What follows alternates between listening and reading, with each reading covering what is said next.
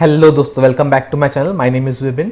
सो guys, आज मैं आपको बताने वाला हूं कि कैसे अगर आपके पास कोई स्टॉक का बड़ा लॉट है और अगर आप लॉसेस में चल रहे हो तो कैसे आप उस लॉस को मिनिमाइज कर सकते हो, एवरेज आउट कर सकते हो जस्ट एक कवर्ड ऑप्शन सेलिंग से। तो सबसे पहले बताऊँ, मैं यहाँ पे ऑप्शंस जो है प्रमोट नहीं करता हूँ बिकॉज ऑप्शंस बहुत ही रिस्की टूल है। यहाँ पे बहुत सारे लोगों ने जो मार्केट छोड़ दिया ऑप्शंस के चक्कर में। सो मैं कभी ऑप्शंस में एंटर होने के लिए किसी को प्रमोट नहीं करता, बट यहाँ पे मैं आपको जो टेक्निक बताने वाला हूँ वो ऑप्शंस का एक्चुअली एक मेन पर्पस था। उसी वजह से ऑप्शन क्रिएट किया गया था जिसको कहते हैं average outing risk, minimising risk. मतलब रिस्क को कम करना। हमारा जो लॉस है, अगर समझिएगा हमें 100 का लॉस हो सकता था, तो ऑप्शंस की वजह से हमें लॉस जो है 90 पे आके रुका सकते हैं। सो हमारे लॉसेस को एक ब्रेक देना, वो एक ऑप्शंस का मेन पर्पस है और मैं आपको यही यहाँ पे बताने वाला हूँ। सो जो लोग यूजुअली ऑप्शन सेलिंग वगैरह करते हैं उनके लिए काफ़ी फेमिलियर टर्म होगा, उनके लिए काफ़ी फेमिलियर चीज़ होगी जो मैं आपको बताने वाला हूँ। बट मैं आपको बहुत ही बेसिक से बताने वाला हूँ, तो किसी को ऑप्शंस का अगर ABCD भी नहीं पता तो वो भी ये चीज़ बहुत ही ईजिली समझ जाएगा। और मैं आपको पूरा ऑप्शन का ओवरव्यू नहीं दूंगा, बट बस ये एक सेक्शन बताऊंगा जिससे कि आप इस चीज़ में जो है माहिर हो जाओ। भले ही आप अगर ये ट्राई आउट भी ना करो, बट नॉलेज पर्पस के लिए आपके पास ये नॉलेज होगा। तो काफ़ी इन्फॉर्मेटिव वीडियो होने वाला है, आप ज़रूर एंड तक देखिएगा। तो यहाँ पे मैंने एग्जांपल लिया है HDFC बैंक का। तो समझिएगा मैंने HDFC बैंक खरीदा है 1100 रुपीज़ में और इस बैंक का करंट मार्केट प्राइस चल रहा है 1160, यानी कि 40 रुपीज़ कम। जितना कि मैंने खरीदा था उससे 40 रुपीज़ कम पे ये अभी ट्रेड कर रहा है। तो ये मेरा एक्चुअल लॉस नहीं हुआ, ये मेरा जो है बुकिश लॉस हुआ। बुक पे ये जो है लॉस दिख रहा है, एक्चुअल वर्ल्ड में लॉस नहीं है। तो अगर मैं ये शेयर अभी बेचता हूँ तो ये मेरा एक्चुअल लॉस होता है। एक्चुअली मुझे 40 रुपीज़ कम मिलते हैं इस शेयर पे, बट जब तक ये मेरे पास होल्डिंग है तब तक ये मेरा एक्चुअल लॉस नहीं होता है। सो मैं एग्जैक्टली पता नहीं है कि 1100 रुपीज़ ये कब ब्रीच करेगा, कब इसके ऊपर जाएगा, कब हमें एग्जैक्टली प्रॉफिट होने वाला है। तो उसके लिए स्ट्रैटेजी जो है काम होने वाली है कि जब तक हमारे पास ये स्टॉक की होल्डिंग्स है, तब जब तक हम ये प्रॉफिट के लिए होल्ड कर रहे हैं, जब तक ये प्रॉफिट हमारा दिखे ना बुक में, जब तक हम इसे होल्ड कर रहे हैं 3 महीने, 4 महीने, 6 महीने, तब तक इसमें जो एक छोटी सी मंथली इनकम आती रहे, मंथली जो इसमें से पैसे आते रहे, जिससे कि हमारा जो बाइंग प्राइस है वो जो है कम होता जाए, एवरेज होता जाए। तो वो एग्जैक्टली कैसे मैं आपको बताता हूँ। ये थ्योरी एक्सप्लेन करने के बाद एग्जैक्टली मैं आपको जीरो दाम में जाके समझाने वाला हूँ कि कैसे आपको ये प्रैक्टिकली अप्लाई भी करना है। और सबसे बड़ी बात, ये मैं आपको एक थ्योरी बता रहा हूँ, ये मैं आपको एक मेथड बता रहा हूँ, ये मैं आपको एक स्ट्रैटेजी बता रहा हूँ, बट आप आपका रिसर्च पूरा कीजिएगा। इसको एग्जीक्यूट करने से पहले हाफ नॉलेज या पार्शियल नॉलेज के साथ मत कीजिएगा। आपके ब्रोकर से एक बार बात कीजिएगा, आपके फाइनेंशियल एडवाइजर से एक बार बात कीजिएगा, फिर ये आप एक्चुअल वर्ल्ड में जो है अप्लाई कीजिएगा। बस एक वीडियो देख के आप अप्लाई मत कीजिए। आपका रिसर्च, आपके डाउट्स, आपके सारे पॉइंट्स, एग्जिट एंट्री सब क्लियर कीजिएगा, फिर ही आप ऐसा स्ट्रैटेजी अप्लाई कीजिएगा। Okay, back to our point. तो समझिएगा मेरा बाइंग प्राइस जैसे कि मैंने कहा 1100 है, तो ऑब्वियसली मुझे जो सेल करना होगा ये 1100 के ऊपर ही सेल करना होगा ताकि मैं प्रॉफिट में आ सकूँ। तो हम यहाँ पे क्या करेंगे, हम यहाँ पे कॉल ऑप्शन सेल करेंगे। तो हमेशा याद रखिएगा, कॉल ऑप्शन जो है एक लॉट में होता है। स्टॉक का कॉल ऑप्शन एक लॉट होता है बड़ा, उसी में हम सेल कर सकते हैं। तो लॉट की डिटेल्स मैं आपको एंड में बताता हूँ इस वीडियो के। करंटली मैं जो है एक एग्जांपल के लिए बस एक शेयर पकड़ रहा हूँ। एक शेयर है 1100 का, उसका करंट मार्केट प्राइस एक शेयर का 1160 है और मैं सेल जो कर रहा हूँ वो भी एक शेयर ही कर रहा हूँ। ये कभी होता नहीं है, लॉट में सेल होता है, बट स्टिल एक एग्जाम्पल के लिए। सो मैंने कॉल ऑप्शन बेचा HDFC बैंक का। तो मैंने जो बेचा हुआ कॉल ऑप्शन, उसका स्ट्राइक प्राइस होना चाहिए। स्ट्राइक प्राइस कुछ नहीं बट मेरा सेलिंग प्राइस, कि मैं डिसाइड करता हूँ कि मेरा जो प्राइस होगा, जिस प्राइस पे मैं ये बेचूंगा वो क्या होगा, प्री एग्जिस्टिंग प्राइस। सो हर महीने के थर्सडे को, हर महीने के आखिरी थर्सडे को ये जो ऑप्शंस होते हैं एक्सपायर होते हैं। तो आखिरी थर्सडे पे अगर ये जो स्ट्राइक प्राइस है मेरा मीट होता है तो मैं इसे सेल करता हूँ, नहीं तो ये ऑप्शन जो है एक्सपायर हो जाता है। मैं इसे और थोड़ा डिटेल में बताता हूँ। तो समझिएगा मेरा बाइंग प्राइस था 1100, तो ऑब्वियसली मैं जो भी प्राइस पे इसे बेचना चाहूँ वो 1100 के ऊपर ही होना चाहिए। तो यहाँ पे मैंने 1110 सिलेक्ट किया है। अगर मैं चाहूँ तो 1150 सिलेक्ट करता हूँ, 1160 सिलेक्ट कर सकता हूँ, 1170, 80, 200 जितना चाहूँ तो सिलेक्ट कर सकता हूँ। बट उससे होगा ये कि जो मुझे प्रीमियम मिलेगा वो कम मिलेगा अगर मैं ज़्यादा प्राइस पे सेल करना चाहूँ तो नॉर्मल करंट प्राइस के जितना ज़्यादा डिफरेंस पे मेरा सेलिंग प्राइस होगा, मेरा स्ट्राइक प्राइस होगा, उतना ही प्रीमियम मेरा कम होगा कॉल ऑप्शन में। तो प्रीमियम क्या होता है? प्रीमियम होता है टोकन मनी या एडवांस मनी। एग्जैक्टली वैसा नहीं होता है, बट काइंड ऑफ आप बोल सकते हैं कि मुझे कोई एडवांस दे रहा है कि मैं फ्यूचर में जाके इस प्राइस पे अगर मैं सेल कर रहा हूँ तो मुझे अभी के लिए कोई एडवांस चाहिए उसका, तो मुझे एडवांस देता है। ये एडवांस वैलिड होता है 1 महीने के लिए। जैसे कि मैंने कहा हर मंथ के लास्ट थर्सडे तक ये वैलिड होगा। अगर लास्ट थर्सडे तक मेरे से जो ये स्ट्राइक खरीद रहा है, मेरे से जो ये ऑप्शन खरीद रहा है, वो एग्जीक्यूट नहीं करता है तो इनवैलिड होगा, ये पूरा का पूरा प्रीमियम मेरा हो जाएगा। सो प्रीमियम कैलकुलेट होता है, intrinsic value, time value of money, बहुत सारी चीज़ें होती है, बट मैं ज़्यादा टेक्निकल में जाता नहीं हूँ, मैं बहुत सिंपल रखता हूँ ये चीज़। सो प्रोसेस कैसा होता है मैं आपको बताता हूँ। मैंने HDFC बैंक का कॉल ऑप्शन बेचा, मैंने कहा कि मैं ये 1110 पे बेचूंगा, यानी कि 10 रुपये प्रॉफिट मेरे बाइंग कॉस्ट से।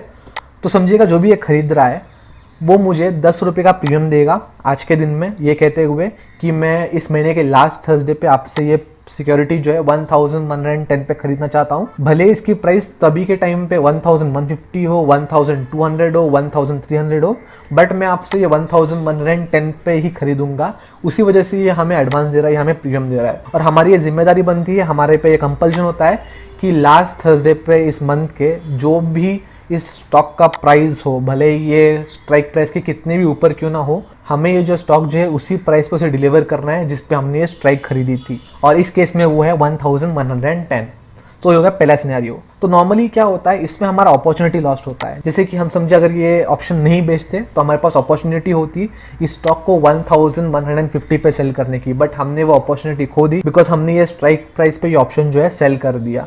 बट इसका एक फ़ायदा ये है कि हमारे पास एक इंश्योरेंस रहा कि अगर ये स्ट्राइक प्राइस से नीचे के प्राइस पे ये ट्रेड हो रहा है तो हमारे को कुछ नहीं मिलता, बट इस केस में स्टिल यहाँ पे हमें 10 रुपये मिलता है अगर ये स्ट्राइक प्राइस ब्रीच नहीं कर पाया, ये हमारा बाइंग प्राइस जो है उसके ऊपर नहीं गया। तो अगर और इजी टर्म में बोलूँ, जैसे कि मैंने पहले कहा, अगर ये प्राइस जो है हमारा सेलिंग प्राइस, स्ट्राइक प्राइस कितना भी ऊपर जाए, हमें 1110 पे ही बेचना है। अगर दूसरे केस में समझिएगा ये स्ट्राइक प्राइस जो है, ये जो हमारा सेलिंग प्राइस है, समझिएगा ये ट्रेड कर रहा था अराउंड 1080 पे। अगर ये इस प्राइस पे ट्रेड कर रहा है तो ऑब्वियसली बायर जो है हमसे ये खरीदेगा नहीं, वहाँ पे जो वो ऑप्शन का कॉन्ट्रैक्ट है उससे एक्सपायर कर देगा, उससे स्क्वायर ऑफ कर देगा, उससे ये सिक्योरिटी चाहिए नहीं होंगे, वहीं पे वो जो है वो उसे स्क्वायर ऑफ करके हमारे से जो ये कॉन्ट्रैक्ट है वो ख़त्म कर देगा। उस केस में हमें जो है प्रीमियम मिलेगा और हमें हमारी सिक्योरिटी भी हमारे पास ही रहेगी जिसका बाइंग प्राइस होगा 1110। तो समझिएगा हमारा जो स्ट्राइक प्राइस, जो सेलिंग प्राइस है, वहाँ तक करंट मार्केट प्राइस नहीं पहुँच पाया, उससे कम चल रहा है। जैसे कि 1080, 1050, 1090, 1100, अगर इसी रेंज में चल रहा है तो जो ऑप्शन बायर है वो ऑब्वियसली स्ट्राइक प्राइस पे हमसे सिक्योरिटी खरीदना चाहेगा नहीं, बिकॉज उसे मार्केट में और सस्ता मिल रहा है, तो ये हमें एक्स्ट्रा 20, 30, 50 रुपये एक्स्ट्रा दे के हमसे सिक्योरिटी क्यों खरीदेगा। वो भी अपना इंश्योरेंस कर रहा है कि अगर स्ट्राइक प्राइस बहुत ज़्यादा ऊपर जा रहा है, अगर मार्केट प्राइस बहुत ज़्यादा ऊपर जा रहा है तो हमसे ये स्ट्राइक प्राइस पे खरीदना चाहेगा, वरना नहीं। तो उस केस में जो नॉर्मली होता है, हमें ये 10 रुपये प्रीमियम जो है फ्री में मिल जाते हैं। समझिएगा ऐसे 3-4 महीने चल रहा है, 3-4 महीने ये जो HDFC स्टॉक है ये रेंज बाउंड चल रहा है, ये 1100 ब्रीच नहीं कर पा रहा है, तो हमें जो है हर महीने 3-4 महीने ये 10 रुपये जो है प्रीमियम मिलते जाएंगे। आप सोचिएगा अगर हमें 4 महीने भी ये प्रीमियम मिल रहा है तो 4 महीने में हमें 40 रुपये मिल रहे हैं। हमारा जो बाइंग कॉस्ट है उसे एवरेज आउट करके हम 40 रुपये से कम कर सकते हैं। तो अगर हमारा 1100 का एवरेज कॉस्ट हुआ तो अगर 40 रुपये माइनस करें तो अराउंड 1060 का एवरेज कॉस्ट आसपास जो है आ जाता है। एग्जैक्टली नहीं बोलूँगा बट आसपास आ जाएगा। और हमारे इसमें विन विन सिचुएशन, हमारा कोई लॉस नहीं है, बिकॉज हमारा अगर प्राइस जो है स्ट्राइक प्राइस वो ब्रीच भी हो गया, ऊपर भी चला गया, भले ही हमारा अपॉर्चुनिटी कॉस्ट निकल जाएगा, भले ही हमारा समझिएगा इस स्टॉक का प्राइस जो है 1180 होता है एक्सपायरी के दिन, जो कि मैंने कहा थर्सडे हर महीने के, स्टिल हमारा अपॉर्चुनिटी कॉस्ट निकल जाएगा, बट हमारा जो एक्चुअल प्रॉफिट है हम स्टिल 10 रुपये प्रॉफिट में ही रहेंगे। तो जैसे मैंने पहले कहा, ऑप्शंस प्रॉफिट के लिए नहीं होते बट रिस्क मिनिमाइज करने के लिए होते हैं। तो हमारा रिस्क जो है वो मिनिमाइज हो गया।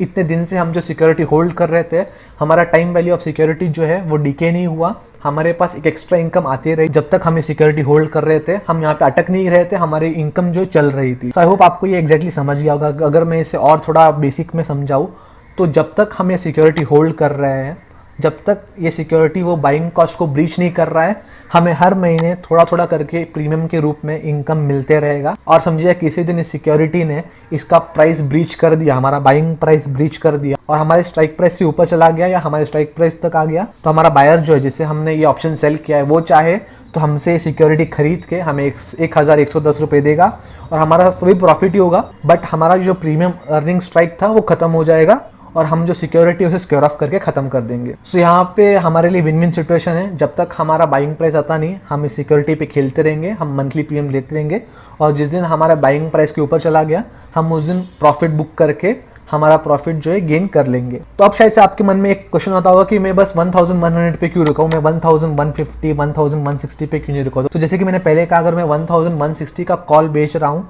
तो मेरा प्रीमियम जो है काफ़ी कम हो जाएगा, हो सकता है 4 रुपये हो जाए। ये एग्जैक्टली वैल्यू नहीं बोल रहा हूँ, मैं एक एजम्पशन वैल्यू बोल रहा हूँ। मैं आपको ऑप्शन चेन दिखाता हूँ, वहाँ पे आपको एग्जैक्टली वैल्यू पता चलेगी। तो हो सकता है मेरा 4-5 रुपये तक मेरा प्रीमियम गिर जाए, तो मेरा जो प्रीमियम से इनकम था वो बंद हो जाएगा। तो ये आपका कॉल होता है। एक्चुअली जिसको लॉन्ग टर्म तक ये सिक्योरिटी होल्ड करनी है वो स्ट्राइक प्राइस काफ़ी ऊपर छोड़ देता है, और जिसको एक्चुअली स्क्वायर ऑफ करना होता है, जो बहुत डिस्परेट होता है कि इस सिक्योरिटी में प्रॉफिट बुक करे, उसका काफ़ी ज़्यादा कैपिटल अटका हुआ है, तो वो जो है नज़दीक का सेलिंग प्राइस डालता है, स्ट्राइक प्राइस डालता है, जिससे कि उसे प्रीमियम भी अच्छा मिले और सिक्योरिटी स्क्वायर ऑफ होने के चांसेस भी ज़्यादा हो। तो मेन पॉइंट ये है, आपका जो करंट प्राइस है उससे अगर ज़्यादा ही ऊपर है आपका सेलिंग प्राइस तो आपका प्रीमियम कम होगा, और जितना पास होगा आपका स्ट्राइक प्राइस आपके करंट प्राइस से, उतना प्रीमियम आपको ज़्यादा मिलेगा। तो यहाँ पे मैं आपको ऑप्शन चिन्ह में लेके आऊँ, जो एक्चुअली बहुत टाइम से ट्रेडिंग कर रहे हैं वो इसे इजीली समझ पाते हैं, बट जो न्यू कमर्स है काफ़ी ज़्यादा कंफ्यूज होंगे। तो आप राइट साइड छोड़ दीजिए, अभी हमें राइट साइड कुछ दिखना नहीं है, ये साइड है हमारे कॉल का, हमने कॉल बेचा है। सो करंट मार्केट प्राइस है 1160। तो ये स्ट्राइक प्राइस होता है, आप देख रहे हो हर 10 पॉइंट के बाद, हर 10 रुपए के बाद यहाँ पे पॉइंट्स मेंशन किए होते हैं।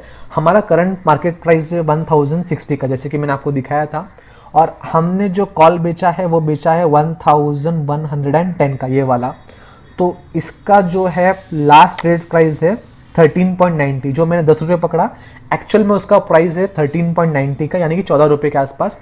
तो आपको 14 रुपये का प्रीमियम मिलेगा। और अगर जैसे कि मैंने कहा आप और दूर का प्रीमियम बेच रहे हो, अगर आप और दूर का कॉल बेच रहे हो, जैसे 160 का बेच रहे हो, तो आपका जो प्रीमियम है वो जो है 6 रुपये हो जाएगा। जो टोकन बोल रहा था या फिर जो एडवांस बोल रहा था मैं, वो 6 रुपये हो जाएगा। अगर और दूर जाते हो, अगर आपको सिक्योरिटी बेचनी ही नहीं है, आपको बस पैसे कमाने हैं इस पर, तो और प्रीमियम कम हो जाता है। बट ये जो है यहाँ तक पहुँचना मुश्किल होता है, बिकॉज देखिए HDFC बैंक में 30-40 रुपये का मूव जो है इजीली आ जाता है हफ्ते 2 हफ्ते में। तो जो एक्चुअली ये प्रीमियम कम स्ट्राइक प्राइस से बेच रहा है, कम सेलिंग प्राइस से बेच रहा है, उसका उद्देश्य ये है कि ये सिक्योरिटी को बेच के इसके पोजीशन स्क्वायर ऑफ करे। अगर सिक्योरिटी बिक नहीं पा रही है तो एटलीस्ट उन्हें प्रीमियम मिलता रहे। सो यहाँ पे मैं आपको जीरो पे लेके आऊँ, यहाँ पे मैं एक्चुअली आपको बताने वाला हूँ कि ये जो कॉल ऑप्शन सेल कैसे करते हैं। यहाँ पे मैं डालूंगा HDFC बैंक, और क्योंकि मैं कॉल ऑप्शन सेल कर रहा हूँ इसलिए मैं CE डालूंगा। तो मेरा CE का स्ट्राइक प्राइस होगा, सेलिंग प्राइस होगा, जैसे कि हमने डिसाइड किया था 1110। आप देख सकते हैं अगस्त के लिए ओपन है। तो यहाँ पे मैं सेल पे क्लिक करूंगा। तो यहाँ पे मुझसे ये मार्जिन मांग रहा है 1,05,000 का, क्योंकि यहाँ पे मेरे पास सिक्योरिटी है नहीं। अगर मेरे पास सिक्योरिटी होती तो ये मार्जिन नहीं मांगता, बिकॉज मेरे पास फिजिकल सिक्योरिटी होती डिलीवर करने के लिए। तो आपको सबसे पहले चीज़ ये दिखनी है कि इसकी क्वांटिटी है 550। जैसे कि मैंने कहा कि लॉट के बारे में बाद में बताऊंगा, तो यहाँ पे मैं आपको लॉट के बारे में बताता हूँ। इसका लॉट है 550 का, या अराउंड 1060 रुपीज़ का शेयर है। सो अराउंड 5.5-6 लाख तक इसका जो है प्राइस जाएगा। ये महंगा स्टॉक है, इसीलिए इसका जो क्वांटिटी है वो कम है। अगर ये SBI होता, ITC होता, तो 2-3 हज़ार की इसकी क्वांटिटी होती। तो इसका मतलब ये है कि अगर आपको ये स्ट्रैटेजी अप्लाई करनी है तो आपको अराउंड इतनी बड़ी क्वांटिटी आपके पास होनी चाहिए, तो ही आप अप्लाई कर सकते हो। और दूसरी बात आपको मैं ये बोलूँगा कि ये क्वांटिटी आप खरीदिएगा मत ये स्ट्रैटेजी अप्लाई करने के लिए, कि बहुत से लोग अभी यही कर रहे हैं और मार्केट में यही ट्रेंड चल रहा है, बहुत से यूट्यूबर्स यही सिखा रहे हैं। बट मुझे वो सही नहीं लग रहा है, रिटेलर्स के लिए तो बिल्कुल भी नहीं, कि आप इतना बड़ा रिस्क ले रहे हैं बस ये छोटे से पेनी अमाउंट के लिए। ये मैं इसलिए सिखा रहा हूँ कि कोई अगर गलती से अटक गया है किसी न्यूज़ के चलते, किसी अंदाजे के एनालिस्ट के चलते, तो वहाँ से वो कैसे इनकम जनरेट कर सकते हैं जब तक उनकी सिक्योरिटी सिक्योर ऑफ ना हो, उसके लिए मैं आपको सिखा रहा हूँ। तो इन शॉर्ट मैं आपको ये बताना चाह रहा हूँ कि आप इतनी बड़ी क्वांटिटी मत खरीदिएगा बस ये स्ट्रैटेजी अप्लाई करने के लिए। वाइस वर्सा अगर आपके पास इतनी बड़ी क्वांटिटी है और आप अटक गए हो, तो आप ये जो स्ट्रैटेजी वो अप्लाई कर सकते हैं, आपका जो लॉस है उसे एवरेज आउट करने के लिए, आपका जो सिक्योरिटी का कॉस्ट है उसे एवरेज आउट करने के लिए। तो ये थोड़ा कॉम्प्लेक्स था, जो न्यू कमर्स है उन्हें वीडियो 2-3 बार देखना पड़ेगा एक्जैक्टली समझने के लिए। बट काफ़ी इंटरेस्टिंग कॉन्सेप्ट है, काफ़ी इंटरेस्टिंग चीज़ है, आप समझ सकते हैं। भले ही आप करें ना, बट समझने के लिए, अंडरस्टैंडिंग के लिए, नॉलेज के लिए आप जरूर ये सब चीज़ समझिएगा। आपको कोई डाउट रहेगा तो आप कमेंट सेक्शन में मेंशन कर सकते हैं, मैं ज़रूर आपकी हेल्प करूंगा, मैं ज़रूर आपको रिप्लाई करूंगा। सो इन शॉर्ट होता है, अगर आप 4 महीने भी इस प्रीमियम पे खेल रहे हो, अगर आप 4 महीने भी स्ट्राइक प्राइस आपका ब्रीच नहीं हो रहा है, आपके बाइंग प्राइस के ऊपर ये सिक्योरिटी का प्राइस जा नहीं रहा है, तो आपको 40 रुपये मिल रहे हैं। अगर आप 6 महीने गेम चला रहे हो तो 60 रुपये मिल रहे हैं, तो आपका बाइंग कॉस्ट डायरेक्टली उतने से जो है कम हो जाएगा, एवरेज आउट हो जाएगा। तो उस वजह से आपका जो बाइंग प्राइस है वो कम हो जाता है। जैसे कि मैंने कहा, आप डायरेक्ट जाके स्ट्रैटेजी अप्लाई मत कीजिए, आप पूरा आपका रिसर्च कीजिए, आप पूरा इन एंड आउट देखिएगा, ब्रोकर से बात कीजिए, कुछ मार्जिन रिक्वायरमेंट एक्स्ट्रा अगर उनको लगता है या नहीं। आई होप आपको वीडियो पसंद आया होगा, काफ़ी कुछ आपने नया सीखा होगा। प्लीज़ इस वीडियो को लाइक कीजिएगा, इस चैनल को सब्सक्राइब कीजिएगा। मैं आपसे फिर मिलूंगा, तब तक के लिए गुड बाय।